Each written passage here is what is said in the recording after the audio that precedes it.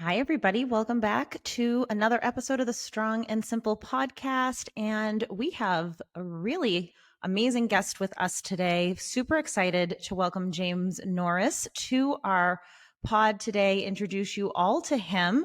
He is the founder of Handi Capable Fitness, a 501c nonprofit dedicated to helping people get out, be active, and be proud of the life they live. James is also a recently published author of Feeling Left Out, which is the first in a series of 4 children's books that highlight how children deal with the challenges of growing up.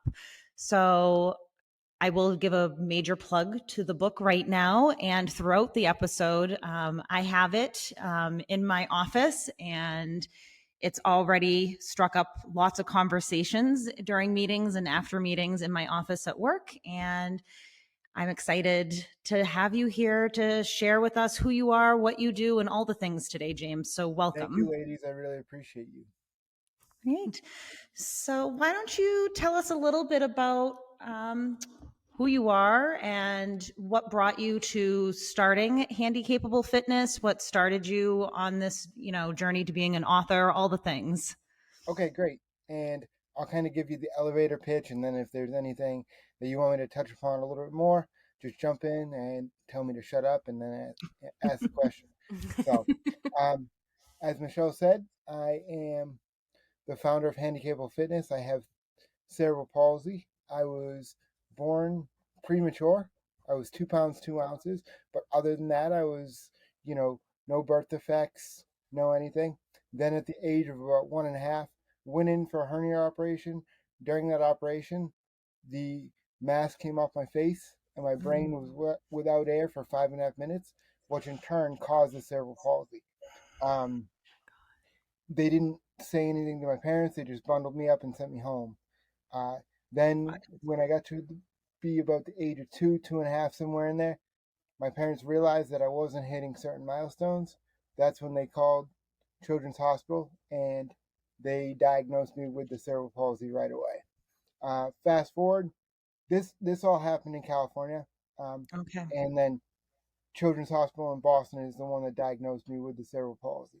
So I consider myself from here, even though I was born in California. So growing up, I love sports and all of the things. And I tell people all the time that, my parents never really treated me any different because of the cerebral palsy.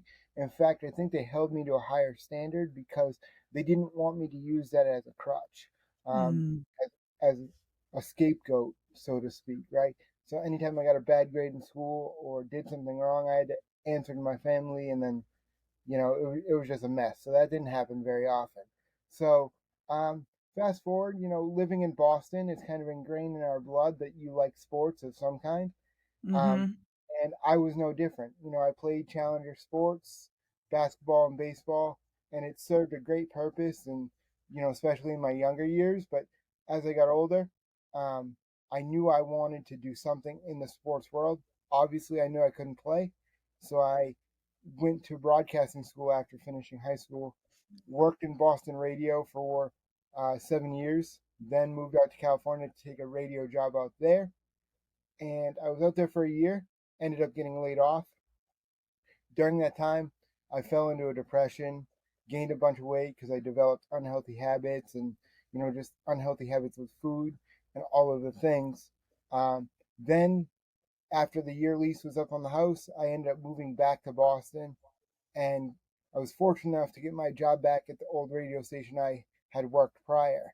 Coming home, I live on the second floor and I get around on my knees. I was coming up the stairs and I was sweating like I ran the Boston Marathon. Mm. So it was at that point I knew I needed to make a change, but I knew nothing about health or fitness. So I would literally go on YouTube, look up different workouts, and then do my best to emulate them. Finally, a trainer saw me. He's like, listen, you're in here every day. He's like, let me design a program around you, your challenges, your goals. Let's see what we can accomplish.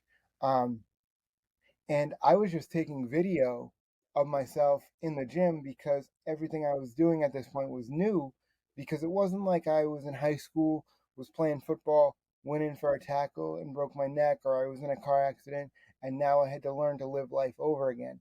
everything I was doing I had never done before. So I was just taking video to show my friends and family. And the trainer said to me, he's like, man, if you're doing this, he goes, you should start a public account, because you never know who you could inspire. So that's Mm, how Handi Cable Fitness, the social media platforms came to be. And then shortly thereafter, that's when I realized this. Hey, listen, nobody wants to sit here and watch me do bicep curls all day, every day. So if I'm doing this, there has to be other handy, capable people that are doing something similar. So then that's when I started to feature other individuals with physical disabilities. That way, it showed, different representation on the page. mm, So if you go on there now, you might see an amputee, somebody with a spinal cord injury, spina bifida, cerebral palsy, whatever it is, because the goal is, as you're aimlessly scrolling, to see yourself, like I said, represented on the page and be like, oh, I didn't know I could rock climb as an amputee. This is how mm. you do it. Then they go out and try it and they fall in love with it. Then fast forward to the pandemic. I was sitting around one day. I was like, listen, I've been given a lot in life. I've been able to meet a lot of different cool people and people that have invested in my journey just as a human. And I said, if I've experienced that, it's time for other people to experience. So then that's when I took the steps to form Handicapable Fitness, the nonprofit. And the goal of that nonprofit is to help people live an active lifestyle despite their disability. So we do that in a multitude of different ways. We give grants out for fitness equipment, fitness training, travel grants, um, admission to and from events, whatever it is that's going to help that person take that next step to live that active lifestyle. We help bridge the gap and are able to do that through generous donations and sponsorships and funding and all of the things. Now, on to the book. It was a complete accident. Uh, just like everybody else during the pandemic, I was bored out of my mind, brought my laptop out. Next thing you know, words appeared on a page. I almost didn't even save the script. Thankfully, I did, and showed my marketing person, and they said, "Well, I think we can turn this into a book," and the rest has been history. And he informed me that I'm going to write 4 books. So there we go. Awesome. So good. Um, I really like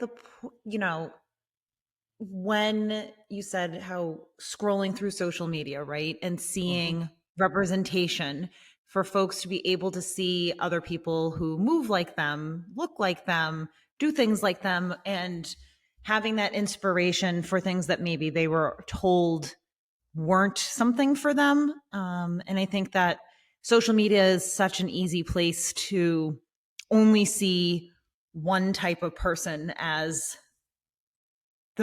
especially in fitness. There's one, thin, white, non-disabled folks who are like the fitness go-to people or fitness influencers, but they're not even the most knowledgeable people necessarily all the time, right? So, Exactly. Exactly. And for me, what this journey has done, not only just the fitness and handicapable fitness as the nonprofit side of things, um, it's really opened up doors to different activities for myself that I didn't know was possible, that I'm now able to pass on to other people, such as Spartan races. So I've done 2 of mm, those. And then most recently, I started to get my scuba certification, that's so where I didn't even know that adaptive scuba was even a thing. And it wasn't until my best friend told me about it. I looked up the social media, saw how it worked and all of the things, and now I'm doing that. And I think the cool part is now I'm on a mission to show people, hey, this is what's possible. Scuba diving is 100% possible. You can do it. Anybody can do it. It's just the lack of awareness out there. So I'm looking at it as it's my responsibility to tell people, to let them know. Mhm. Yeah. and I think it's, important also for folks who are running the gyms and running the sporting events, right? To also see examples of people in different bodies doing things, to know that, oh, it is possible and I should be trying to make my space as accessible as possible, Mhm. right? Because sometimes folks just don't even know any better, right? Mhm. 100%. And I think, you hit the nail on the head. Most times people are not trying to be jerks. It's just they don't know what they don't know. Yeah. So I tell people, because I've I've trained in a lot of different fitness areas and worked with a lot of different people, and then I've also done activities like jujitsu and now scuba diving and all these different things. And probably the coolest part for me, besides being able to experience those things, is also to help educate the fitness instructor or the scuba instructor, because no two cases of cerebral palsy are the same, right? Mm. So just because something may work for me, it may not work for somebody else. But again, we're literally taking something, throwing it against the wall, and seeing if it sticks. And you know what? If something works for me and I can be the guinea pig, so to speak, and then that fitness professional or that scuba diver or that jujitsu instructor can go back into the encyclopedia of their mind and say, hey, I worked with James at this point, and this is what worked for him. Let's try it with uh, little Jimmy and see if it Mhm. works for him. And it might not, but at least they have that knowledge base now. Yeah, absolutely. I think the visibility is such a core component, but then also like the inclusion of those voices in the conversations too. Particularly, I think there's a tendency amongst people who are, who do not have a physical disability, to say, oh, I want to do this, I want to implement an adaptive program, or I want to bring in this adaptive equipment, and they just unilaterally do it without Mm-hmm. actually consulting with somebody who has this lived experience, and then they miss the mark. um Exactly. yeah. Yeah. And I think that's a huge piece, because especially with the word inclusion, right? That's Mhm. kind of like a new trendy buzzword, and it's like looking at like the ADA, for example, right? Um, that serves a great purpose, but just because my cerebral palsy, I'm affected this way, doesn't necessarily mean that a visually impaired person is going to benefit the same way. So there are loopholes for each thing, and the same thing goes within the fitness industry, right? Mhm. So that's why it's important to have the boots on the ground, so to speak, to talk to your amputees, to talk to the people with spinal cord injuries, cerebral palsy, whatever it is, right? Because you're getting so many different perspectives, Mhm. and you're not going to hit the mark 110%, No. but it's just a matter of educating yourself as much as possible and Mm. showing that representation. And I think even if something doesn't work for somebody that has a spinal cord injury or an amputation, whatever it is, they feel more comfortable because they at least see an effort being made. Mm. Yeah.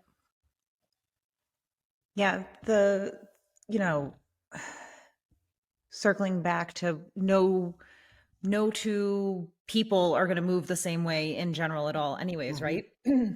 Excuse me. So different adaptive equipment and different, even having a quieter space in the gym for folks who get overwhelmed with sensory stimulation, or having like a quiet hour at the gym, things like that Mhm. can also be beneficial for folks who are, without a disability or neurotypical, right? And that bringing being able to see that accommodations or adaptations are most often good for everybody.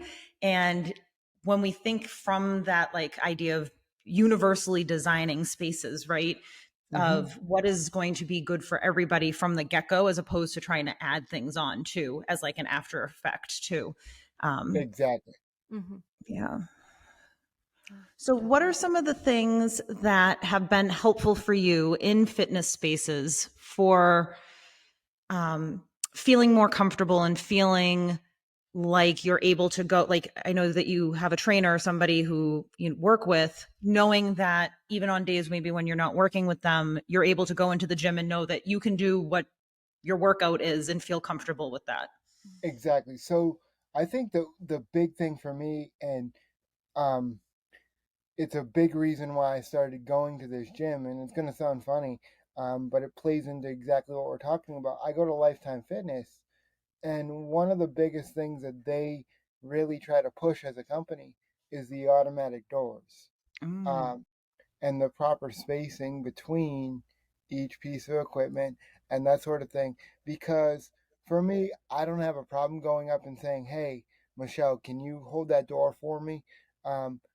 But as you alluded to, a lot of people, whether they're just starting a fitness journey as an able bodied person or a handy capable person, whatever it is, they're intimidated. So now you throw that extra layer on of, okay, I already feel like I don't belong. I already feel left out. So now add on that you have to ask for help. That's another reason for somebody not to go. So being that they have those buttons and I know that I can get my power chair in between the equipment and that sort of Mm. thing, and that they have things like the hand cycle so that I can get on and do cardio, it's a big selling point for me. Yeah. That just the space between equipment in, I'm Hmm. even thinking about going to stores, having space in between the aisles, or that idea of just having space is such a simple, Mm-hmm. like such a simple environmental change that can be made to make so many people more comfortable, right? That's a really good point. And Honestly, the doors. honestly, like honestly, the whole 6 feet of distance with COVID, you know, that helped out in numerous ways. You know, not just with the whole COVID thing, but it forced them to be aware, and it wasn't their main purpose. That just came as a byproduct to be like, Mm. okay, I have to space this out. When I'm in a grocery store, I can't have today's shipment sitting on the end cap in the aisle. Um, and they did it under the premise of COVID, but the benefit of it has now carried over into everyday life for the handicapped population. Mm-hmm. Yeah. It's really like so frustrating, the things that like once you see them you're like, oh my gosh, like how did I never think of that? I know like where I work, we have a quite a bit of adaptive equipment, and one of those things is a hand cycle, but it's on this very strange platform. And it never occurred to me that that platform, even though I think it was meant to be stabilizing, is actually Hmm. a problem for a lot of different wheelchairs.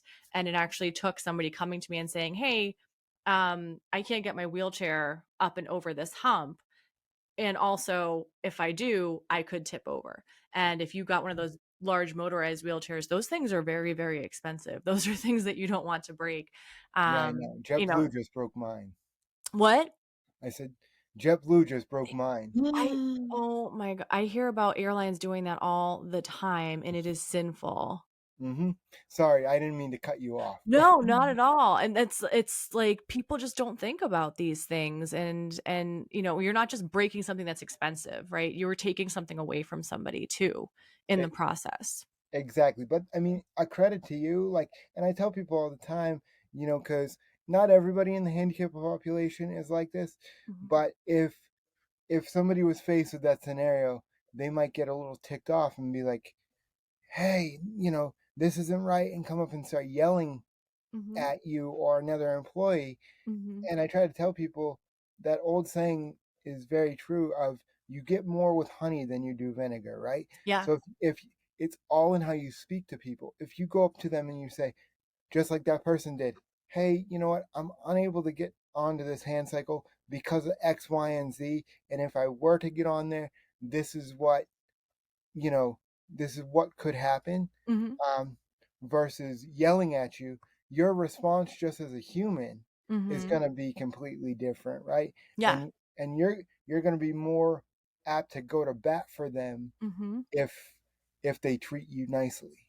Yeah, absolutely. I mean, granted, I wouldn't blame them if they were already frustrated, 100%. but yeah. You do it regardless. But Yeah. I try to tell people, you know, it's all in your approach and how Mm. you deliver things. Yeah. Yeah, absolutely. Yeah. I'm curious from like the like fitness instructor perspective. I know you had mentioned that earlier.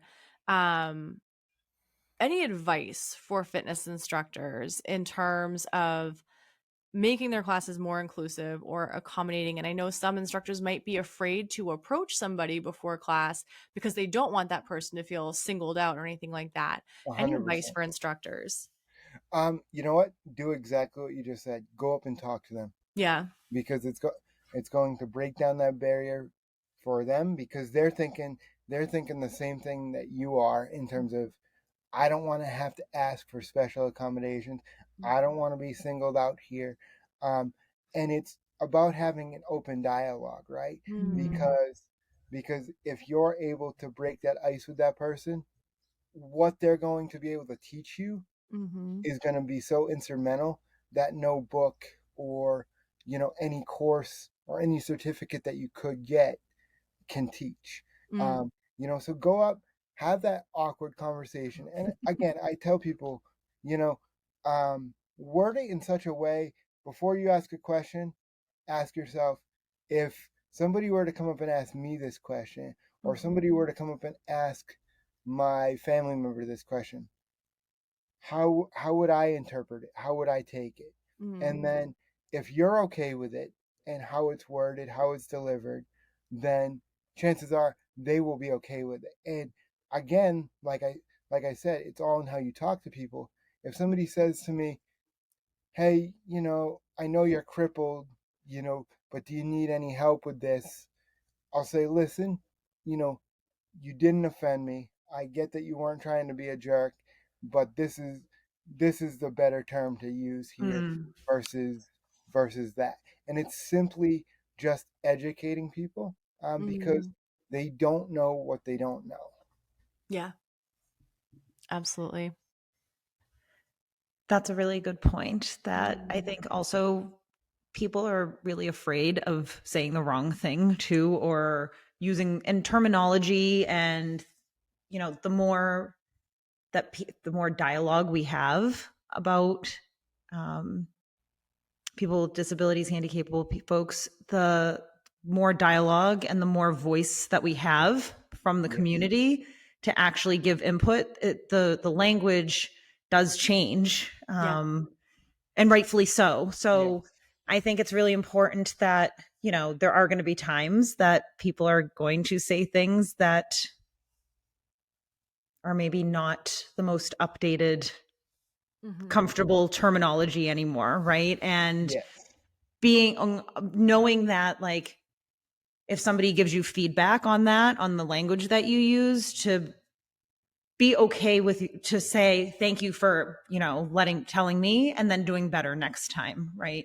Yeah. Exactly. And what I because I do this in my daily life anyway, and I tell people to do this regardless, right? When you first meet somebody, you say, "Oh, what's your name?" "Oh, it's Michelle." "Hi, Michelle. Nice to meet you." So in this context, I'll say, "You know what? Crippled isn't the right word, but handicapable is." "Oh, I like that word, handicapable, because what it does is it reinforces in our brain, hey, and it registers in there, and it gives us an opportunity to really let it marinate and sink in a little bit. Mm. Um, and it's just something that flows more easily the next time you're faced with that situation, to say it like, "Oh yeah, I don't say the word crippled, but I can say the word, able, or, physically challenged, or handy capable, Mhm. so many different things." But if you repeat it back, it's ingrained in your brain a little bit more Mm, than Yeah. it's if you just hear it and don't repeat it. That's a really agreed. good point. Did I just jinx you, Michelle? Probably. Are you just gonna say the same thing? Great minds think alike. You Yeah. owe me a Coke.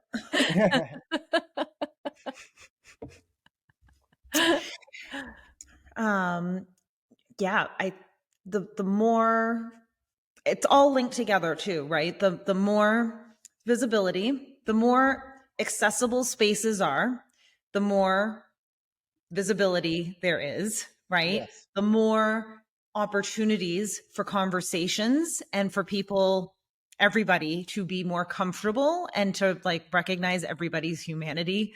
And right, like Yes. Yes. it's I mean, and the things that you can learn from really any individual, whether they're handicapped or able-bodied, we all have some type of. You might not know what it's like to have cerebral palsy. I may not know what it's like to overcome your struggle. But one of the beautiful things that bond us together as humans, right, is we can go back into the encyclopedia of our minds or Google these days, because I don't think people know what an encyclopedia is. Um, they, they can go back to it and they can be like, you know what, I don't know what it's like to have that, but I do know what it's like to overcome that struggle, and this is how I did it. And you relate to each other because at the end of the day, we're more alike than we are different. It's yeah, just our experience shape us differently. 1,000%. Mm-hmm.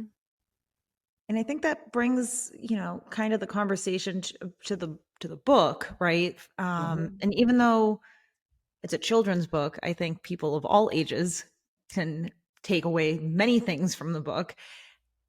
If you want to talk a little bit about, you know, without giving it all away, because we want people Yeah, to no get it spoilers. for Right. themselves, Right. but a Exactly. little bit of the premise. But I think that, feeling left out, the title itself tells us a lot, right? But I'll Yeah. turn it over to you. Exactly. So basically, it chronicles me as a child seeing everybody, you know, running around playing kickball and tag and all these different things, and I was like, man, I just want to be able to do that. And then a friend of mine saw me crying, and he didn't know what it was like to have cerebral palsy, but he just saw sadness in a human's face and was like, okay, well, what do I do? And then he embraced me, and we came up and played games and all the things, and us as a team were able to educate the rest of our classmates, which I think is so important. I love that. Mhm. And I'll even talk about book two. Ooh, I'll give you a little Yes. teaser. So thank so you. book so book two, you know, picks up onto where Jimmy has to go to California, and then we introduce the whole, COVID thing and having to learn online. And the one, or there was a lot of cool things that came out of the whole COVID thing, right? Um, a lot of negative stuff as well, but we'll focus on the positive here. You know, I think one thing that it did, especially with the learning online, was that a handicapped person most times always feels isolated in some semblance, right? Mhm. And COVID, having to learn online kind of put everybody on an even playing field. So it was it's Jimmy's opportunity to help his classmates cope and to see the positive in the situation. Okay. That's so beautiful. And I think you're right about, COVID really did open up a lot of, like, again, accommodations that would have been useful for many people with a variety of different, capabilities and needs and challenges. The ability to like things like Instacart, right? Mm-hmm. Grocery delivery, Yeah. being expanded to having things from like Walgreens delivered to you and things like that. And I know there's mail order prescriptions, but like, oh man, I forgot my milk when I went to the grocery store, and it can be such a pain in the neck to get out and go to the grocery store, arranging for a ride, maybe arranging Mhm. to have somebody have to, take and help you out, right? Yep. So being able to go online and order your groceries and have them delivered, or go online and have things from the pharmacy delivered to you, And even things like, online workshops and virtual panels. Like, I met so many amazing people and learned so much from so many people that I never would have learned from or had the opportunity to meet if people hadn't started to think outside the box when we couldn't meet in person to make it absolutely. more accessible through Zoom, right? Absolutely. And I think you just hit the nail on the head. You know, all these different things of that, like the Instacart and the medication delivery and all these things. It's almost like it forced society to do something about it, Mm. Mhm. right? And another cool thing is, I don't know where your listeners are based out of, but there's a paratransit system here in Boston called the Ride. Um, but now Uber has accessible vehicles. Oh. Um, Mhm. and they're no more expensive than your regular Uber. But the thing that's nice about it is you can call me up and say, "Hey, we're having a cookout. Do you want to come over?" Well, if I were to take the ride, I have to plan that 24 hours in advance. But Mhm. now I'm able to jump in an Uber and be there in 20 minutes. So that's That's another thing that has kind of come out of this whole thing. Mm. I think that's awesome. I've heard so many complaints about the ride not being super reliable and they're late. And if you miss them, then you're in trouble. Mm. And so it's great that there's finally an You have no alternative. idea. I don't. Yeah. Exactly. Exactly. Yeah. It's a problem. yeah. Yeah. What was I just thinking? I don't know. Sorry. You tell me. If Oh, we I'll knew tell that, you. we'd be rich, or we'd be scared. I don't know which one. Well, both. Um, thinking about, so like everything coming kind of full circle here, right? Because everything's so interwoven. But with the pandemic and, um, in fitness, like coming back to fitness spaces, even, right? Like you said, this having this everything spaced out more, folks who are immunocompromised, Mhm. being knowing that they're, separated from people, or being able to have access to online classes. And I know that a lot of fitness studios have continued to offer Yes, online classes, which I think is really helpful for a lot of people. it's huge because take the pandemic out of it and all that sort of thing. Mm-hmm. Not everybody is comfortable going to a gym because they're not a size 2. They don't have the six pack abs. Mhm. All of the things. The you talked about it as we started.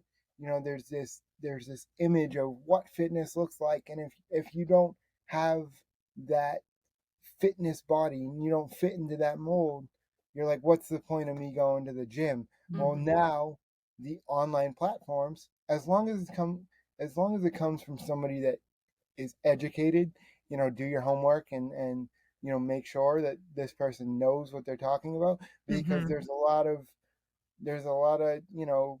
phonies out there that say that they have a big Instagram following or a big social media following, and people think that that's a selling point. But in the grand scheme of things, as a whole, it's opened up so many different avenues for people to get into fitness. And then the beautiful thing about it is that they get into it, they start to achieve their goal, they gain confidence, and then next thing you know, they're more apt to go into a brick and mortar gym, and Mhm. then it that creates a sense of community, builds confidence, because they now have these friends that are like-minded and that are chasing the same goals, or at least in some semblance, right? But that it all starts with online, which I think is a beautiful thing. Mhm. Agreed. It's a really nice bridge to help people feel more comfortable, to then perhaps eventually, move Yes. on into that in-person space. Mhm. And the idea of community, right? And I guess if we pull that word inclusive back into the mix here, having a community that's built on principles of inclusion, that is inclusive, that it then has to include people of all backgrounds and all challenges and all, you know, all representation. all representation, being at the table, creating the space together to make Yes. it to be truly as safe as possible for everybody. And it all starts with a conversation. Like Yeah. at the end of the day, like, you know, we can have conversations till we're blue in the face, right? But nothing. Rome wasn't built in a day, and that's what I try to tell people. You know, they see an issue, and they go and they talk to somebody about it once. Mm-hmm. Something doesn't happen right away because there's checks and balances. Like when the hand cycle was up on the platform, I'm Mm-hmm. sure you had to go to your bosses and say, "Hey, listen, you know, customer so and so said this, you know, somebody raised this complaint, we didn't think about it. Okay, well, what's the next step? How do we go about addressing it?" It didn't happen overnight, or maybe it did, but Oh, it chances did. I are, flipped it around. no, I took it there upon we myself. go. There we go. Just deflate Sorry. my whole thing, okay? Um, it, and unless you're you though, Yeah. like, and you're Superwoman, like, um, most most change does not happen overnight, and it starts with a conversation, and it's slowly educating people, and just slowly adding more honey to the pot, so to speak, and then taking it from there. Yep. Absolutely. I would love to hear a little bit about the scuba diving venture that you've Okay. been on. If you wouldn't mind sharing with us, I would love to hear about that because it's something I've never thought about doing myself. So, Oh, we got to get you in the water. Let's go. Um, I think it was absolutely amazing. So my best friend, she works for a veteran nonprofit based out of Oklahoma City. Um, and when she took the job, they made her get scuba certified. She oh, taught, she fought them tooth and nail, and she was like, "Absolutely not, no way." Um, and this was 2.5 years ago. She ended up doing it.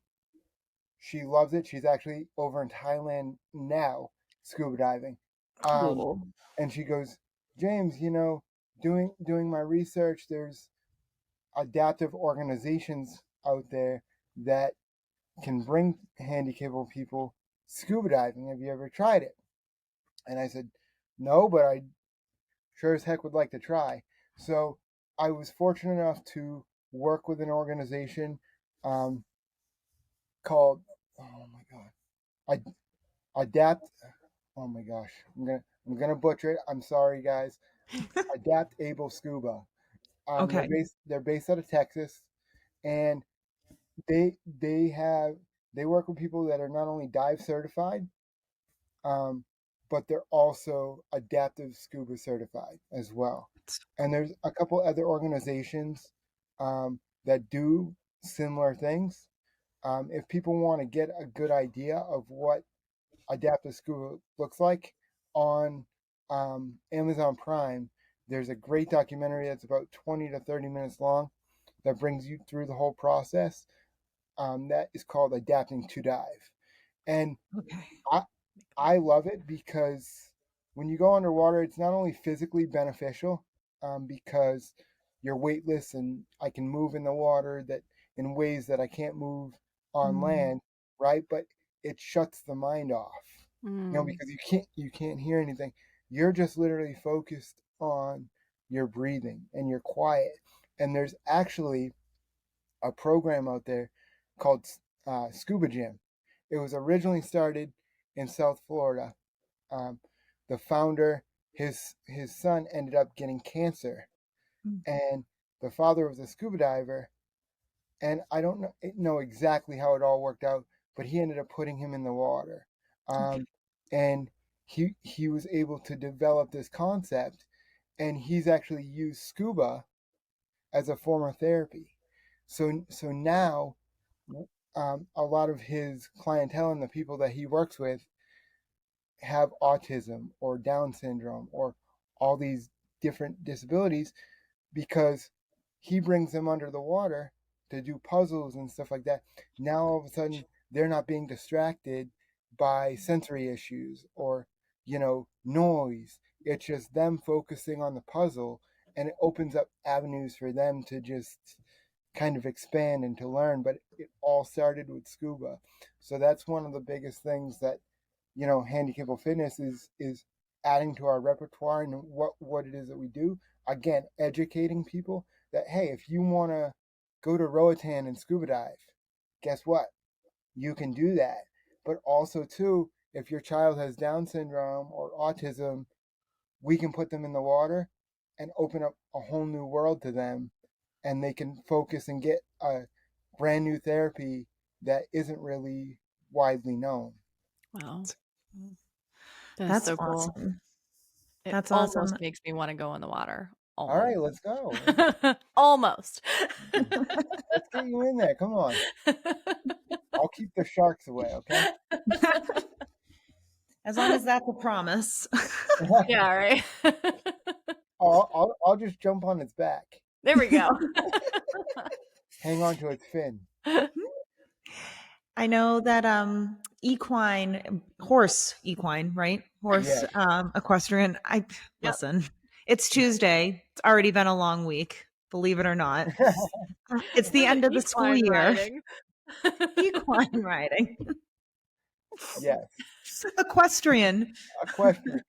Giddy up. Hee-haw. I'm going to go canine walking later on today.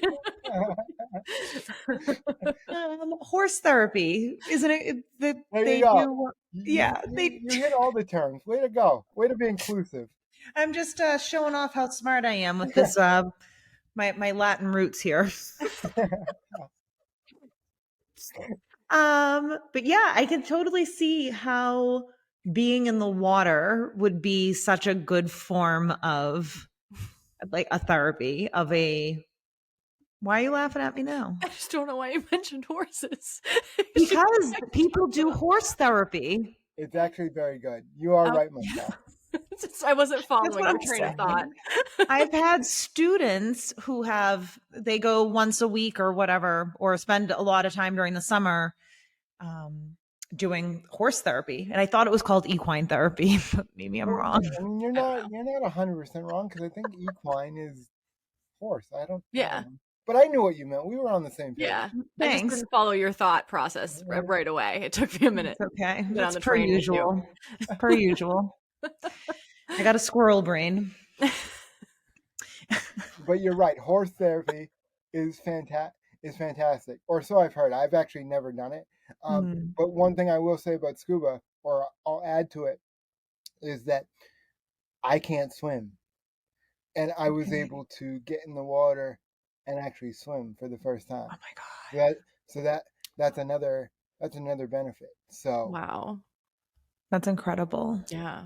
And the cool part is too, like I said, you can either do it for therapy reasons, like the scuba gym, and that's fantastic. But now I think it opens up a realm of possibilities for families to go on vacation and experience something together, where before maybe the parents or whatever caregivers are scuba divers, but their child isn't because of said disability. Well, now because of these two amazing organizations, they can all enjoy something very similar together and make those memories, which I think is huge. And that's what Handicapable Fitness wants to step in and do, is be able to give people those opportunities to open up new avenues and new doorways. That's so incredible. Yeah. And I think you just really summed up all the wonderful things that you are doing right there. That is such a gift that you are giving to the world. Well, thank you. And first and foremost, it wouldn't happen without God, but the donors, like you guys, the supporters that click the like on social media, that give generously, you guys are making this all happen. It's I'm there for the Instagram photo or whatever when we're fortunate enough to present somebody with a grant. But that grant wouldn't be possible if it wasn't for people like you that put your money where your mouth is and get behind our mission. So, and the other donors as well. So, from the bottom of my heart, thank you, because I wouldn't get to live my dream every day if it wasn't for you guys. Oh. And everybody listening, we're going to link all of the Handi Capable information, the website, social media, connect you with James, connect you with where to order his book, all the things. So please make sure you follow and support James and both and Handi Capable Fitness and Feeling Left Out. Thank you guys so much. I really appreciate you. Thank Thanks. you.